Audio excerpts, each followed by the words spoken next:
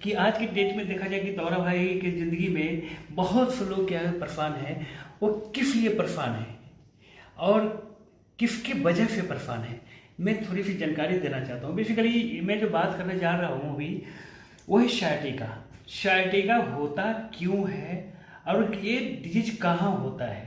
ये basically शायटिक nerve के compression से होता है और दोनों पैर में से मोस्टली देखा जाए दोनों पैर में से एक पैर में होता है।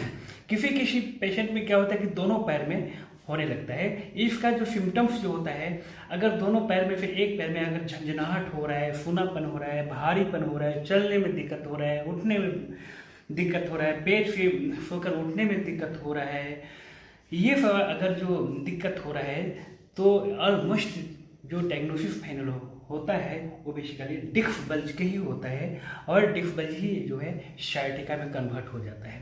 तो इसे बचने के लिए उपाय क्या है? सबसे पहला चीज़ है कि ज़बरदस्ती हम जो हैवी वजन है हम वेट नहीं उठा सकते हैं। हम कार ड्राइविंग कर रहे हैं, बाइक ड्राइविंग कर रहे हैं, अगर ब्रेकर सामने में है तो उस पर ध्यान दिया जाए, ब्रेक लेकर ही आगे बढ़े।